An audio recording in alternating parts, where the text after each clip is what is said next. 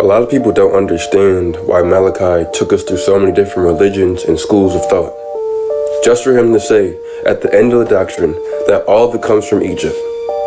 We had to absorb and take on the lifestyles of all these different religious people that exist out in the world. We had to live like Muslims, we had to read the Quran, we had to live like Christians, we had to read the Bible, we had to read all the scriptures that was taken out of the Canaanite version of the Bible. We had to read the Gnostic scriptures. We had to live as close as possible to the ancient Hebrew Israelites. We had to read the Torah, we had to read the Sumerian tablets.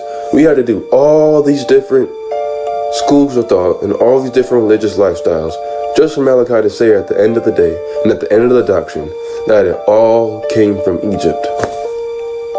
And most people were like, why didn't he just skip straight to the Egypt part?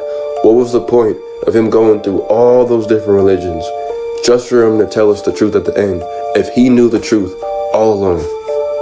He's not called the master teacher for no reason. He is a master of teachers. He is a teacher of teachers. The reason why he did this was because a majority of black people all around the world belong to a religion. And as long as we still believed in that religion, there was nothing coming in and nothing coming out. He couldn't give us any spiritual information as long as we were still Christians, Muslims, and Hebrew Israelites. So he had to meet us where we were at. Malachi always said, I came giving you what you want, which was religion, so that you could learn to want what I have to give. He had to hold our hand and walk us through that long walk on a short path, which is a representation of all the information that we had to consume in a short span of time, because he knew eventually he was going to get locked up. As soon as the world order found out who this man was and what he was doing, they had to take him off of the map, and killing him would amplify his doctrine. So they had to disown his name. They had to get his own people to turn against him. And if you still don't know he got set up in 2024, then you're just a lost cause. But let's get back on topic. Malachi had to meet us where we were at in whatever religion that we were at, and go through that religion with us, read the Bible with us, memorize the verses with us, teach us Hebrew, and every once in a while he would sprinkle a little bit of truth in each and every one of those doctrines. And people didn't understand that. He was elevating us, even though we were still bound by those religions. But ever so slowly, he started to remove the shackles that religion had put on our minds, because religion removes common sense. Even though all the stuff that he said made sense, our common sense was so low because of the religion that controlled us that no information could come in. And it takes a Christian a whole lifetime to be a Christian. It takes a Muslim a whole lifetime to be a Muslim. It takes a Hebrew Israelite a whole lifetime to be Hebrew Israelite. But we didn't have time for that. So we cleared the Quran, we cleared the Bible, we cleared the Torah, we cleared all these religious texts in a short period of time.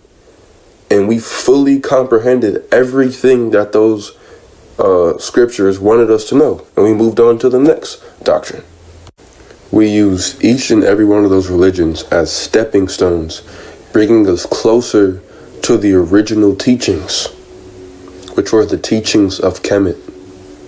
All of those religions were the lesser mysteries, which was an initiation for the greater mysteries, building our mental and spiritual fortitude and building our craving and hunger for the real spiritual nourishment. Spiritual growth is a step-by-step process, and you can't skip any sort of steps, because then you're going to be confused when you get to level 13 if you haven't went through levels 1 through 12. 1 through 12 helped you get to level 13.